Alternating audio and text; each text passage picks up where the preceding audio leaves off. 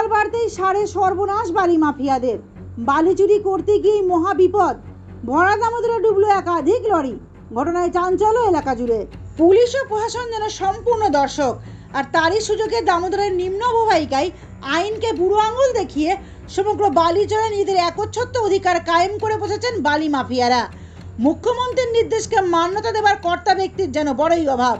তাদের দাপট ও দৌরাত্ম্য এতই বেশি যে সব জেনেও নিশ্চয় পুলিশ, প্রশাসন ও স্থানীয় পঞ্চায়েত। দীর্ঘ ৪৫ দিন ধরে দুর্গাপুর ব্যারেজ সেতুর রাস্তা সংস্কারের কাজ হওয়ার দরুন দামোদরের নিম্ন অববাহিকায় জল সরবরাহ বন্ধ রেখেছিল ডিবিসি।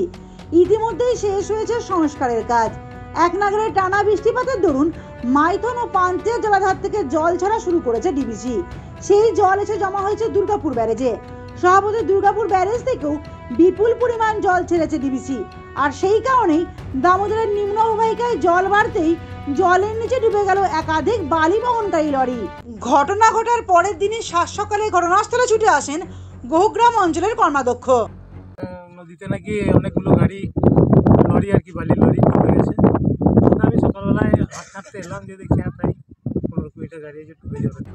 জানা গেছে পূর্ব বর্ধমানের গলসি থানার অন্তর্গত গোহগ্রাম এলাকার সন্ধ্যা বালিঘাটে বুধবার রাত্রি প্রায় 12টা নাগাদ দামোদর নদ থেকে অবৈধভাবে বালি লোড করতে আসে বহু লরি।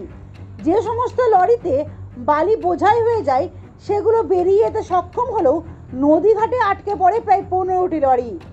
শেষ মুহূর্তে জেসিপি নিয়ে এসে উদ্ধারের চেষ্টা করা হলেও তা ব্যর্থ হয়। দামোদর নদীতে জল ছাড়ার ফলে বেশ কিছু লরি তারা বালি বোঝাই করতে এসে আটকে পড়ে। 8-10টা গাড়ি জলের ছাঁচের ফলে জল ছেড়েছে, সেখানে প্রায় অর্ধেক ডুবে আছে।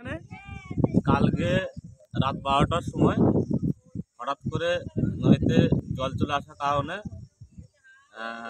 আনুমানিক 10 থেকে 15টা গাড়ি জলের তলায় ডুবে যায়। অবাধে দামোদর গর্ভ থেকে যে বালি চুরি হচ্ছে সে ব্যাপারে আবারও কটাক্ষের সুর উঠে এলো বিরোধীদের গলায়। গলসি বিধানসভার গোহগ্রাম এলাকার সন্ধ্যা বালিঘাট, যা আজকে 15টা ট্রাক জলের তলায় ডুবে গেছে। যারা এতদিন বলছিলেন যে নদীর মধ্যে থেকে মাঝ নদীতে গাড়ি নামিয়ে মেশিন দিয়ে বালি পরিবহন করা হচ্ছে না, বালি চুরি হচ্ছে না, আজকে এই বর্ষার জল ছাড়ায় প্রমাণ হয়ে গেছে যে কোথায় চুরি হচ্ছে আর কোথায় হচ্ছে না। আমরা ওই জন্য বলেছি যে বালি চোরের সরকারটার পরিবর্তন দরকার হয়। তাই অবিলম্বে এখানে যদি আইনের শাসন প্রতিষ্ঠা করতে হয়, এখানে শাসকের আইন চলে, আইনের শাসন চলে না। তাই অবিলম্বে সরকারের পরিবর্তন দরকার। আর আজকে যা দৃশ্য সেটা মানুষ চোখে দেখেছেন সংবাদ মাধ্যমের মাধ্যমে। মুখ্যমন্ত্রীর নির্দেশকে ডোন্ট কেয়ার ভাব দেখিয়ে অবাধে জলদস্যুরা যে ভূমি সম্পদ লুট করছেন তার পরোক্ষ মদতদাতা কারা, প্রশ্ন থেকেই যাচ্ছে। গলসি থেকে নিজস্ব প্রতিবেদন, সমাজ পরিবর্তনে মানুষ।